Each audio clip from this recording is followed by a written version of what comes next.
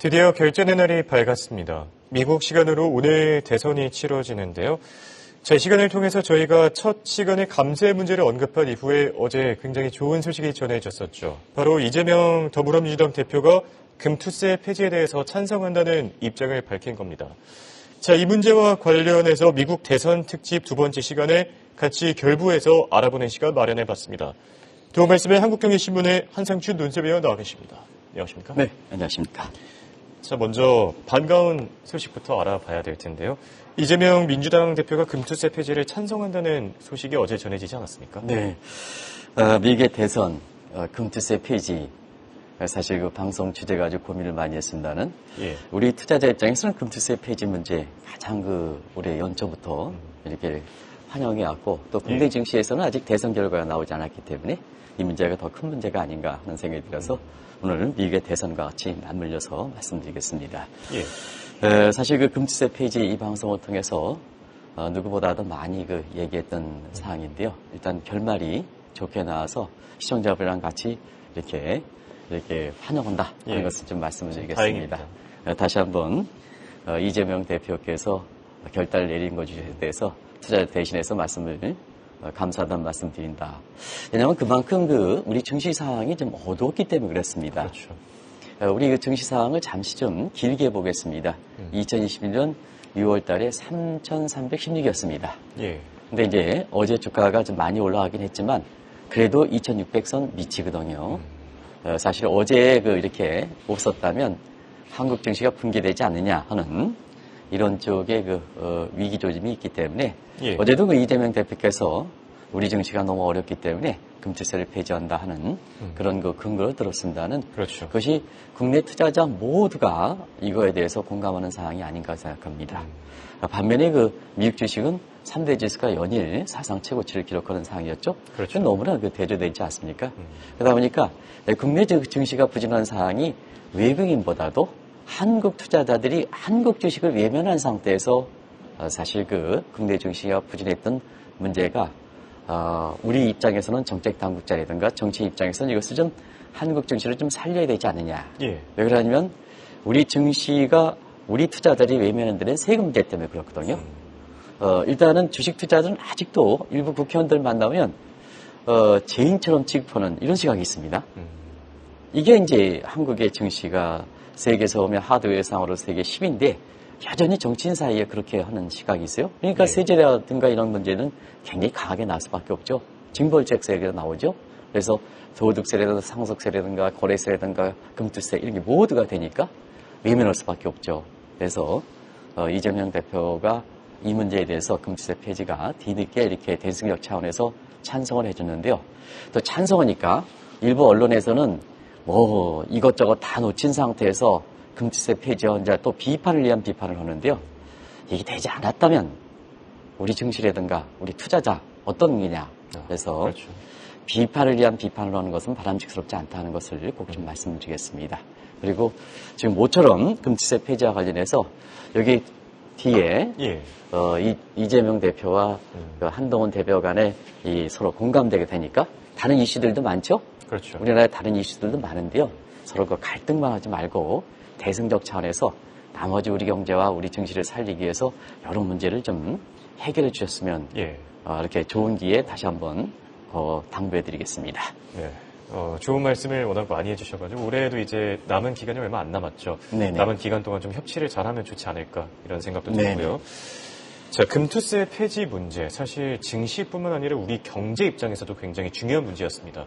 침체에 빠진 경제를 좀 살릴 수 있을 거다 이런 기대감도 있지 않습니까? 우리 증시 분기 일보 직전이었었고요. 우리 경제 성장률 2분기에 마이너스 0.2, 3분기에 플러스 0.1. 하는 전망치 0.5보다 원등이 밑떨어졌거든요. 이런 상태에서 지금 외국인들이 들어오고 한국 증시를 살리고 한국 경제를 살릴 수 있는 가장 좋은 방안이 뭘까? 또 단기에 즉흥적으로 나올 수 있는 정책이 뭘까 하는 측면에서는 금투세 폐지가 가장 최선의 대안이다. 이렇게 보시면 되겠습니다. 왜 그러냐면 우리 정책 여건이 상당히 좀 어렵습니다. 그렇죠. 통화정책 한번 보십시오. 이창용 총재의 여직도 원인이 지난번 금리를 내리더라도 매파적 인하다. 이게 무슨 뜻입니까? 매파적 인하다. 여전히 인플레 부담이 있느냐? 소비자 물가 상승률은 이렇게 목표치는 미달했던 상황이거든요. 예. 근데 중앙은행총재가 매파적 인하다 하니까 추가 금리 인하 문제에 대해서 시장에 혼란이 되다 보니까 그렇죠. 한국의 국고채라든가 이런데 채권 투자하는데 혼란을 빚었지 않습니까? 재정 정책은 이렇게 재정 적자가 확대되니까 지출을 증대시키기 위해서 사실 지금은 국채 발행을 하다 보면 코로나19 아프터 이펙트가 발생하거든요. 부축효과가 발생한다. 그래서 재정이라든가 통화정책에서는 증시를 살리고 경기를 살릴 수 있는 효과적 방안이 그렇게 많지는 않은 상황입니다. 이런 상태에서 소위 금투세 폐지는 일종의 New Supply Side Economic, 이게 NSSE라고 해서 자막이 빨리 돌아가서 제가 부연해서 설명드리겠습니다. 신공급 이렇게 경제 부양책 수단이거든요. 요 NSSE를 고약자다 이렇게 보게 됐습니다. 그래서 요 NSE세 금투세를 폐지하면 총공급 곡선을 우측으로 이동합니다. 예. 그림을 내가 준비해달라 그랬는데 그림이 깨져서 제가 이게 표시를 할지 모르겠습니다는 예. 이렇게 총공급 곡선이 우측으로 이동합니다. 예. 그러면 성장률이 이렇게 성장률이 올라가고 물가가 떨어지게 되거든요. 예. 그래서 지금 우리 입장에서 경기 침체 일보 직전, 그 다음에 주가가 붕괴 직전에 있는 상태에서 금투세 폐지는 사실 증시를 부양하고 예. 경제 성장률을 제고시키는 가장 효과적 수단이다 하는 것을 말씀드리겠습니다. 이런 문제 가지고 금투세 폐지 문제에 대해서 얘기를 좀 이렇게 해야 되는데 예. 이 금투세 폐지에서 정치라는 건 저울질을 하면서 이게 화합점을 찾아가는 거 아니겠습니까? 이런 측면에서 보면 금투세 폐지 모두가 뒤늦게 하지만 환영을 하는데도 불구하고 이것저것 다 놓쳤다. 그럼 예. 하지 말라는 거냐 하는 입장에서 한국의 좀 당면한 증시 현안이라든가 경제 현안일 때는 가장 이렇게 금투세 폐지는 가장 적절한 시점이 나왔다 하는 것을 말씀드리겠습니다. 네. 맞습니다. 이런 때는 뭐 비판을 위한 비판을 조금 지양하는 게 좋지 않을까 네, 그런 그렇습니다. 생각도 들고요. 자, 그런데요. 일부에서는 이런 얘기들이 계속 나오고 있습니다. 금투세와 관련해서 뭐 예전부터 나오던 얘기죠. 네. 이게 부자 감세가 아니냐. 그리고 뭐 재정 적자가 더 커질 것이다. 이렇게 비판의 목소리가 나오고 있는데요.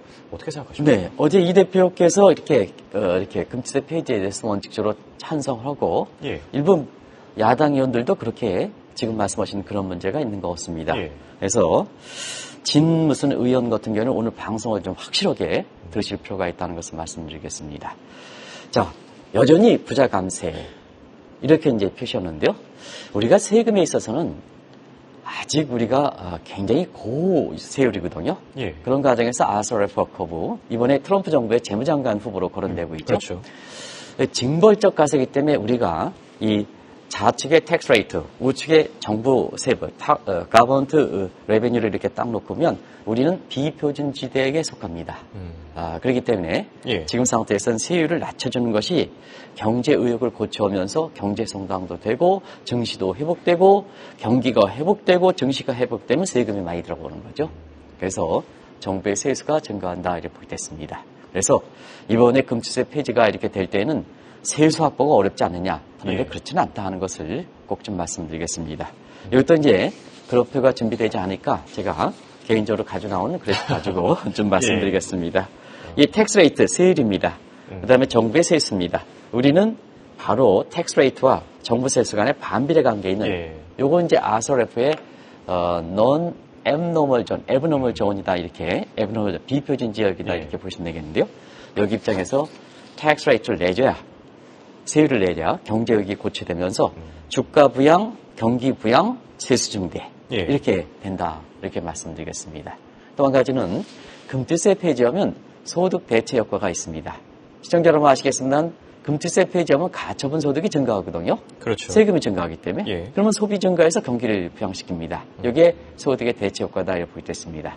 그리고 포트폴리오 변경 효과는 금투세를 폐지하면 증시와 관련된 세금이 좀 줄어드니까 예. 자금이 증시 쪽으로 이동되겠죠. 그러면 주가가 상승하거든요. 그럼 레스펙트에서 부의 효과에서 한편은 경제 성장률 제고시키고 그다음에 증권 관련된 세금이 이렇게 거래세라든가 이렇게 있거든요. 그걸 통해서 세수가 증대한다 이렇게 보겠습니다. 그래서 어제 이 대표가 결정되고 나니 일부 민주당 의원께서 아직도 부자 감세라든가 대체 재원이 마련되지 않았다 하는 시각에서는 오늘 차기 트럼프 정부의 재무장관 후보로 거론되고 있는 아서 래퍼의 래퍼 곡설을 이용해서 예. 오늘 좀 이론적으로 좀 그분들을 좀 제가 추가적으로 설득한다 하는 것을 말씀드리겠습니다. 알겠습니다. 뭐 국가별로 상황이 다 다르니까요. 이렇게 아서래퍼 경제 이론을 근거로 해서 좀 해석해 보면 좋지 않을까 뭐 생각도 들고요. 네. 자, 증세냐 감세냐 사실 국민 입장에서는 이것보다 더 중요한 문제가 없죠. 그런데 비단 우리나라뿐만 아니라 미국 같은 경우에도 이 감세, 증세 문제에 따라서 당선자가 결정될 것이다. 이런 얘기들도 나오고 있다고. 네. 결국 지금 트럼프 관련, 해리스 관련 특집을 하고 있습니다는 예. 여론조사 결과라든가 산업에 미치는 영향이라든가 소스가 같기 때문에 거의 똑같습니다. 반복만 되는 거지. 근데 그러면 막판에 뭐가 결정할 것이냐. 국민의 소득에서 결정하는 겁니다. 그게 세금 문제입니다. 그렇죠. 그래서 대선 공약의 마지막에 변경하는 게 세금 관련된 공약입니다. 그 문제를 좀 말씀드릴게요. 예. 집권당의 경제 성과를 평가하는 데는 미절 인덱스가 있다는 것을 말씀드리겠습니다. 이거로 오면 완전히 해리스가 압승을 해야 됩니다. 경제 고통 지수를 산출하는 것을 보면 물가 잡히고 있죠. 예. 실업률 완전공 상태죠. 4.1%. 그다음에 성장률은 지금 2.8% 하니까 빼기로 하니까 경제 고통 지수로 보면 역대 정부에서 가장 낮습니다. 그러면 집권당의 경제 성과가 그만큼 좋다는 얘기거든요. 그렇죠. 이걸 볼 때는 해리스가 압승이 되죠. 근데 왜 위 국민들은 이걸 느껴야 되거든요. 그 표심에, 선거 표심에 투표로 딱 연결될 때 그렇게 되는 거거든요. 근데 느끼지 못한다는 얘기입니다.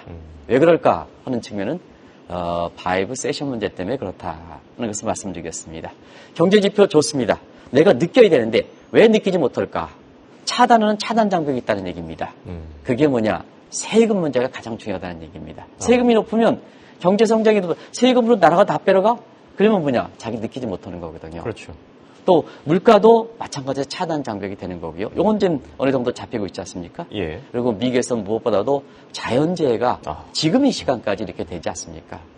정부에서 아무리 경제 지표가 좋다 하더라도 내 앞에 뭐냐? 허리케인 다치고 뭐가 다치면 무슨 경제 지표가 좋으냐? 집권당 이렇게 해서 경제정책 이렇게 해서 되겠느냐? 이런 비판이 올 수밖에 없죠. 그래서 바이브 세션 문제 때문에 해리스 후보가 결국은 이렇게 사실 고전한다. 자, 그래서 지금 트럼프 트레이드라든가 이런 쪽에 굉장히 강화될 때는 트럼프는 감세를 주장하고 해리스는 증세를 주장했습니다. 전체 기적으로 보면. 근데 막판의 표심이 트럼프 쪽으로 넘어가니까 자, 어떠냐?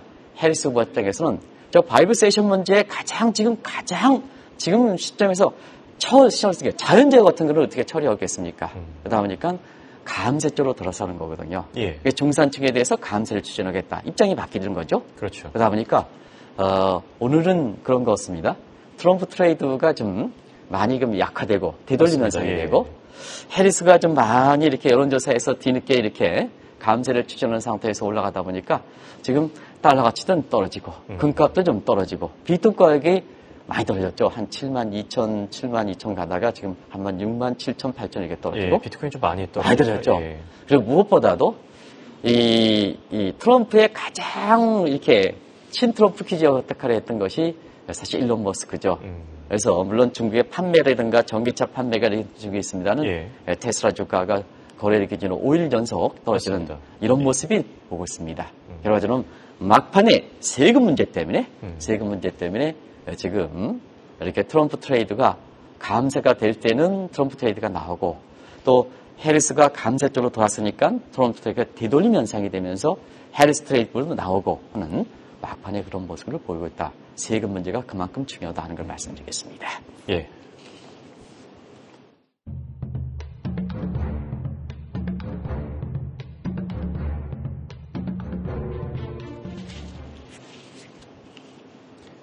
증세냐 감세냐 미국 당선자를 결정지을 정도로 중요한 문제가 아닐까 싶은데요. 실제로 이번 대선 과정에서도 이 논쟁이 경제학 쪽에서도 계속 나오지 않았습니까? 네, 학계 논쟁은 계속되었었죠. 워낙 감세와 증세 간에 사실 그 대립 구조가 1월부터 시작됐기 때문에 예. 이 문제는 학계적으로 이론적으로 보면 시청자 여러분 아시겠습니다는 토마스 피케티와 앵거스 디턴 간의 논쟁이 됐다 했습니다. 예. 그러면 토마스 피케티는 시청자 여러분 잘 아실 거로 생각하고요. 앵거스 디턴도 우리 안현실 전 이렇게 한국경제신문의 논설위원께서 좋은 책을 만들었습니다. 좋은 경제학. 이런 식으로 나쁜 예. 경제학 이렇게 하는데요. 앵커스 13 이런 건데요. 경제학은 크게 두 가지 이론이 있습니다. 하나는 효율성, 에피션스와 하나는 공정, 에퀴티 문제입니다. 서로가 어떤 각도를 보느냐 하는 측면에서는 토마스 피케티는 경제 실증자를 통해서 성장하면서 분배가 악화된다. 예. 서로 트레이드 관계를 보고 있습니다. 근데 앵거스 데어티는 뭐냐면 성장과 분배를 같이 가질 수 있다. 성장과 분배를 같이 가질 수 있다. 이런 입장이거든요. 그런데 많은 사람들은 성장하면 분배는 악화되지 않느냐. 토마스 피케티의 이론을 많이 이렇게 응원한 것 같습니다. 예. 특히 우리나라뿐만 아니라 전 세계적으로 보면 좌파주의, 특히 중남미의 좌파적인 성향이 있으면 성장하면 분배는 악화된다. 이런 구조로 토마스 피케티의 이렇게 이론을 정치적으로 많이 활용했던 게 코로나 직전이다 이렇게 됐습니다. 그래서 민주주의 이렇게 보면 1인 1표주의이기 때문에 자 밑에 계층들이 많거든요. 예. 1인 1표주의니까 홍영표도 사실 정치를 하면 뭐 이렇게 경제적으로 훌륭한 성공했던 사람을 지향하면 안 됩니다. 밑에 사람들 있잖아요. 그렇죠. 밑에 사람들이 다 그분에 대해서 다 존중합니다는 다 그런 사람을 1인 2표로 지향할 수밖에 없거든요. 그러다 보니까 피케티의 이론을 옹호할 수밖에 없죠. 예. 그게 코로나 사태 이전까지의 모습이다 하는 것을 말씀드리겠습니다. 네. 그런데 코로나 사태를 계기로 많은 변화가 있었다라고 하는데요. 도대체 어떤 변화가 있었길래 피케티의 주장, 특히 이 좌파 성향의 정치인들로부터도 인기를 끌지 못하고 있는 겁니다. 네. 좌파하면 중남이죠. 근데 핑크타이드 문제가 완전히 붕괴돼서 예. 아르헨티나 같은 경우는 아르헨티나 민주주의를 그렇죠. 지향하는 예. 가서 지금 연일 주가가 올라가지 않습니까? 이런 마찬가지로 좌파주의 성향이 이렇게 감세 문제라든가 이런 쪽으로 왜 도왔을까 하는 측면은 코로나 사태를 계기로 해서 두 가지 큰 사건이 있습니다. 하나는 뭐냐? 하나는 이코노미스트가 자막이 좀 돌아가시기 바랍니다. 예, 그래서 6번 질문이 되겠습니다. 예. 6번 질문이. 자, 블루칼라 역습 시대입니다. 블루칼라 역습 시대가 됐습니다. 뭐 시청자 여러분 아시겠으면 이것은 이코노미스트가 지적했던 시간인데요. 자막 6번 자막 좀 보여주시기 바랍니다. 5번 자막은 설명이 다 끝났는데 예. 자 공급망이 부족하다 보니까 루이스 전환점에 됐다는 얘기입니다. 루이스 전환점. 그러다 보니까 저개발국으로부터 노동력 공급이 안 되죠. 예. 그러면 선진국 같은 경우에는 자체 시장에서 저소득층을 쓸 수밖에 없지 않습니까? 그 사람들이 임금이 좀 올라가죠. 두 번째는 예. 자, 지금 디지털이 급진전되는 상태에서 구조조정을 추진하고 있습니다.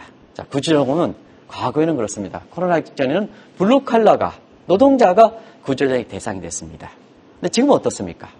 지금은 뭐냐면 디지털이 되고 인공지능이 되니까 무슨 사자 돌림 하는 사람들 예. 그건 뭐 제가 많은 이해관계가 있기 때문에 말씀드리지 않겠습니다. 예. 사자 돌림 하는 사람들 또 뭐 책상에 이렇게 하는 사람들 이 사람들이 뭐냐면 전부 지금 축출 대상이 되지 예. 않습니까? 뭐 소위 말하는 화이트 칼러. 화이트 컬러지 예, 않습니까? 그렇죠. 그런 삶이 되고 있거든요. 그런 과정에서 지금은 저소득층들이 블루칼라가 존중받는 시대가 된다. 그러다 보니까 코로나 직전과 직후와는 완전히 구별이 되는 거죠. 그러다 보니까 1인 1표주의 입장에서는 자, 이와 관련해서 사실 뭐든지 정치 성향이라든가 이런 것을 변화시킬 수밖에 없지 않습니까? 예. 그래서 이번에 대선 같은 경우도 트럼프가 감세, 결국은 해리스도 증세를 주장하다가 감세 쪽으로 가는 거 아니겠습니까? 그 금투세 폐지가 왜 잘못된 겁니까? 이것도 감세지 않습니까? 그래서 이러한 추세 변화를 볼 때는 사실 이러한 블루칼라가 존중받는 시대, 예. 이런 시대는 인공지능이라든가 되면 될수록 앞으로 일시적 현상이 아니라 추세적 현상으로 정착된다. 그런 것을 말씀드리겠습니다. 네. 자, 방금 짚어주신 대로 이 감세라는 게 추세적 전환, 그리고 올해 들어서 보면은 사실 뭐 하나의 글로벌 트렌드로 자리 잡았다 이런 생각도 들기도 하는데요. 일본이나 뭐 영국 쪽 상황만 봐도 그렇지 않습니까? 네. 전 세계적으로 보면 지금 올해 선거를 치르는 과정에서 예. 증세를 주장한 사람들은 교체하거나 아니면 순환을 겪고 있다를 보겠습니다. 대표적인 것은 몇 개를 보겠습니다. 예. 자, 주요 세제 문제는 증세보다는 감세 쪽으로 전환하고 있다. 법인세는 좀 대체로 내리는 분위기입니다. 지금 해리스만 법인세는 좀 올리자 하는 입장이었었죠. 예. 영국은 상속세 폐지, 일본은 소비세 폐지, 상징적이지 않습니까? 그렇죠. 이런 쪽이 되는 이런 모습이거든요. 결과적으로 보면 시간이 다 이렇게 돼서 방송 시간이 늦게 돼서 이렇게 짧게 줄입니다는 결과적으로 전 세계 모습이다 하는 걸 말씀드리겠습니다. 두 가지만 말씀드리겠습니다. 예. 일단 감세를 해야 소득 대체효과가 크다. 경제력이 고취돼서 경기가 회복되고 세수가 증대된다. 자산시장 투자에서는 포트폴리오가 효과가 크고 이것이 증시 활황이 되고 부의 효과에 의해서 웰스펙트에서 세수가 증대한다. 이렇게 일부 민주당 의원 중에서 아직도 금투세 폐지에 대해서 부정적 시각이 있는 사람들은 지금 전 세계의 추세를 한번 보실 필요가 있다는 것을 말씀드리겠습니다. 예. 야당의 이재명 대표도 이렇게 대통령직을 꿈꾸고 있습니다. 민주당도 이렇게 집권정당을 꿈꾸고 있습니다. 이런 추세를 좀 보실 필요가 있다는 것을 말씀드리겠습니다. 그런 과정에서 트럼프 세제공약이 처음 1월부터 출발할 때 예. 사실 감세를 추진했던 것은 본인이 기업인 뿐만 아니라 이런 추세를 이끄는 아서 레퍼라든가 세제에서 밝은 사람이 이런 추세를 읽고 일찌감치 세제 공약에 포함시켰다. 이게 해리스가 트럼피케이션이라 할 만큼 감세 부분에선 쫓아가게 되는 이런 배경도 바로 그런 배경이라는 걸 말씀드리겠습니다. 알겠습니다. 자, 마지막 질문입니다. 사실상 가장 중요한 질문이 되지 않을까 싶은데요. 이번 금투세 폐지를 계기로 우리도 이제 세제 모델을 싱가포르 모델로 바꿔야 된다는 얘기들이 들리고 있거든요. 어떤 내용이죠? 인식의 전환을 완전히 할 필요가 있다는 것을 말씀드리겠습니다.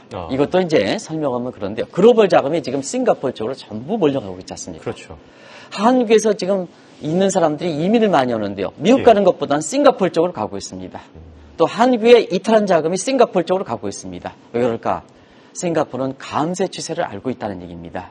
그래서 뭐든지 tax resort, tax paradise, tax 이렇게 해변 에어리어 지역을 지향하고 있지 않습니까?